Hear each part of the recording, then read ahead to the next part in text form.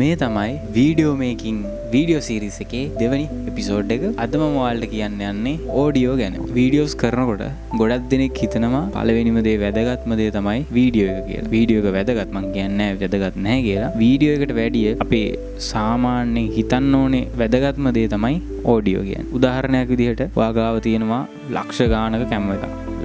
අපි හිතමු ලක්ෂ 5ක කැම්මයක් ඔයාගාව තියෙනවා. හැබැයි ඔයා පාවිච්චි කරන්නේ වැඩකටම නැති මයික් එකක් නම්. ඒ කියන්නේ ඔයාගේ ඔඩියෝ ක්වොලිටි එක ගන්නම දෙයක් නැත්තම් ඔයාගේ වීඩියෝ එක කෙනෙක් බලන්න තියෙන සම්භාවිතාව ගොඩක් අඩු වෙනවා. දැන් හිතන්නකෝ බැරි වෙලා හරි මගේ මේ වීඩියෝ එක ඔයාලට පේන්නේ නැතුව යනවා. හැබැයි ඔයාලට මං කියන දේ ඇහෙනවා.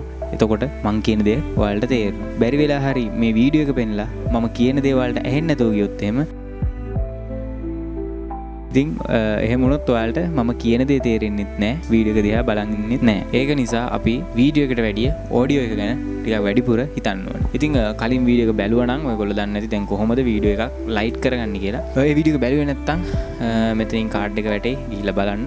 ඒ වීඩියෝ එකෙන් ගන්න ගොඩක් දේවල් තියෙයි. ඔයාලා බිගිනර් කෙනෙක් නම් එහෙම නැත්නම් ඔයාලා වීඩියෝස් කරගෙන යන කෙනෙක් නම් ඔයාලට පොඩි හරි මොනවාම හරි දෙයක් ගන්න තියෙයි වීඩියෝ එකේ. ඒ නිසා නිවර මේ වීඩියෝ එක ගිහිල්ලා බලන්න. හරිද? ඒ ගැන කියන්නේ මේ මම ආදාවේ ඕඩියෝ ගැන කියන්නේ. සාමාන්‍යයෙන් ඕඩියන්ස් එකක් වීඩියෝ එකක් බලනකොට මුලින්ම හිතන්නේ ඕඩියෝ එක ගැන. ඒ කියන්නේ ගොඩක් දෙනෙක් ફોකස් කරන්නේ ඕඩියෝ එකට. විෂුවල් එකට ફોකස් කරන්නේ නැතුව නෙමෙයි ඊට වැඩිය ඕඩියෝ එකට ફોකස් කරනවා. ඔයා නොදැනුවත්ම වුණත් ඔයා වුණත් වීඩියෝ එකකට ගියාට පස්සේ ඕඩියෝ එක ගැන තමයි මුලින්ම හිතන්නේ. මොකද දැන් ඔයා හිතන්න මගේ මේ වීඩියෝ එකක් වුණත් මගේ ඕඩියෝ එක ක්වොලිටි නැත්තම් ඔයගොල්ලෝ මේ වීඩියෝ එක බලන්න තියෙන සම්භාවිතාව ගොඩක් අඩුයි. ඔයාගේ වීඩියෝ එකේ වීඩියෝ එක ගොඩක් හොඳට තිබිලා ඕඩියෝ එක වැඩකට නැති වුණොත් ඒත් ඔයාගේ වීඩියෝ එක කෙනෙක් බලන්න තියෙන සම්භාවිතාව ගොඩක් අඩුයි. හැබැයි ඔයාගේ වීඩියෝ එකේ ක්වොලිටි එක ටිකක් අඩු වෙලා ඔයාගේ ඔඩියෝ ක්වොලිටි එක බෙස්ට් වුණොත් ඔයාගේ වීඩියෝ එක කෙනෙක් බලාගෙන ඉන්න තියෙන සම්භාවිතාව ටිකක් වැඩි. අරකට සාපේක්ෂව වැඩි. මොනවද ඔයාලට වීඩියෝ එකට පාවිච්චි කරන්න පුළුවන් මයික්‍රොෆෝන්ස්? ඔයාලට පුළුවන් ලෙවලිය මයික් එක පාවිච්චි කරන්න. ගොඩක් ෆේමස් මයික් එකක් තමයි Boya BY-M1 මයික් එක. මගේ ළඟ ගන්න නැහැ. පෙන්නන්න තිබ්බ නැත්තම් ඔයාලට ලෙවලිය මයික්ස් පාවිච්චි කරන්න පුළුවන්. එහෙම නැත්තම් කොළ මයික් කියලා තියෙනවා. ඔයාලට ඒ වගේ මයික් එකක් පාවිච්චි කරන්නත් පුළුවන් ඔයාලගේ වීඩියෝ එකට. ඊට පස්සේ ඔයාලට ටිකක් හොඳ බජට් එකක් තියෙනවා නම් ඔයාලට පුළුවන් ෂොට්ගන් මයික් එකකට යන්න. Boya එතකොට එක වර්ග තියෙනවා ෂොට්ගන් මයික්ස්. ඔයාලට පුළුවන් ෂොට්ගන් මයික් එකක් ෂොට්ගන් මයික් එකක් පාවිච්චි කරන්න පුළුවන්. ඊට පස්සේ මගේ මේ පිටිපස්සෙන් පේන කන්ඩෙන්සර් මයික් එක වගේ USB මයික්‍රොෆෝන්ස් තියෙනවා. ඔයාලට ඒ වගේ එකක් පාවිච්චි කරන්න පුළුවන් වීඩියෝස් වලට. ඒවත් නැත්නම් ඔයාලට ඔයාලගේ කැම් එකේ එහෙම නැත්නම් ෆෝන් එකේ තියෙන ඉන්බිල්ඩ් මයික් එක යූස් කරන්න පුළුවන් ඔයාලගේ වීඩියෝස් වලට. ඉන්බිල්ඩ් මයික් එකක් යූස් කරනකොට තියෙන ප්‍රශ්න ටිකක් තියෙනවා.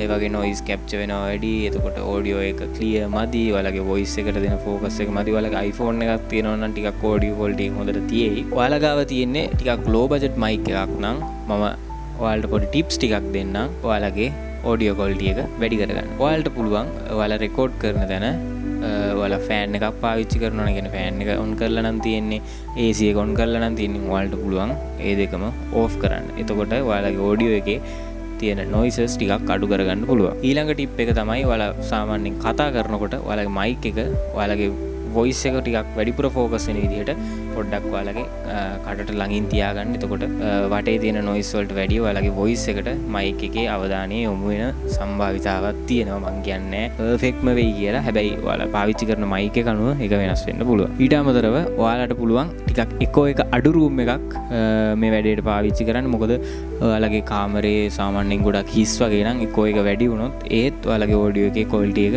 ඩ්‍රොප් වෙන්න බලපාන හේතුවක්. ඊළඟ දේ තමයි ඔයාලා වීඩියෝ එකක් රෙකෝඩ් කරන්න කලින් ඔයාලගේ ඔඩියෝ ලෙවල්ස් ටිකක් චෙක් කරන්න. ඊට අමතරව අනිවාර්යයෙන්ම ඔයාලා ටෙස්ට් රෙකෝඩින් එකක් කරලා බලන්න ෆයිනල් අවුට්පුට් එක ගන්න කලින්. ඊළඟට ඔඩියෝ එඩිටින් ගැන කතා කරනකොට ඔයාලට ප්‍රීමියර් ප්‍රෝ එකෙන් ඔඩියෝ ටික එඩිට් කරගන්න පුළුවන්. දැන් මාරම ඇකියුරේට් ප්‍රීමියර් ප්‍රෝ එක ඔයාලට පුළුවන් ඩීනොයිස් ෆිල්ටර්ස් සහ ඩීරිවර්බ් ඕන තරම් ෆිල්ටර්ස් තියෙනවා. ඔයාලගේ ඉක්වලයිසර්ස් තියෙනවා. ඔයාලගේ ඔඩියෝ එක එඩිට් කරගන්න පුළුවන් විදිහට. ඔයාලගේ ඔඩියෝ එක ගොඩක්ම බෑඩ් නම් ඔයාලට පුළුවන් Adobe Podcast software මේ software එකේ වෙබ්සයිට් එකක් තියෙනවා Adobe Podcast කියලා. ඒකට ගිහිල්ලා ඔයාලගේ ඔඩියෝ ෆයිල් එක ඒකට අප්ලෝඩ් කරලා ඒකෙන් ඔයාලට ෆ්‍රී ඔයාලගේ ඔඩියෝ එක එන්හාන්ස් කරගන්න පුළුවන්. ඉතින් ඒ එන්හාන්ස් කරාට පස්සේ ඔයාලගේ ඔඩියෝ එක ගොඩක් ක්වලිටි වෙනවා. එතකොට ඔයාලගේ නොයිසස් නැති වෙලා ඔයාලගේ වොයිස් එක විතරක් ඒකෙන් හොඳට ඉම්ප්‍රූව් කරලා හොඳ අවුට්පුට් එකක් ඔයාලට දෙනවා. ඉතින් ඔයාලට ඒ සයිට් එක පාවිච්චි කරන්න පුළුවන්. ඔයාලගේ ඔඩියෝ එක ටිකක් තියෙනවට වැඩිය ලෙවල් අප් කරගන්න. ඉතින් ඔන්න ඔය වගේ ටිප්ස් ටිකක් තමයි ඔයාලට මේ වීඩියෝ එකෙන් මට කියන්න තියෙන්නේ. මේක වැඩි දිග වීඩියෝ එකක් නෙමෙයි. මොකද ඔඩියෝ ගැන එහෙම ලොකුවට කතා කරන්න දෙයක් නැහැ. ඉතින් ඔයාලට මේ මොබයිල් ෆෝන් එකේ ඔඩියෝ එක මේ මම දැන් කතා කරන මයික් එකේ ඔඩියෝ එකට සමානව ලෙවල් එකකට ගන්න පුළුවන් ක්‍රමයක් තියෙනවා. ඉතින් ඒක දැනගන්න ඕන පල්ලෙන් කමෙන්ට් එකක් දාන්න. මම ඒ ගැනත් වීඩියෝ එකක් අනිවාර්යයෙන්ම කරන්න.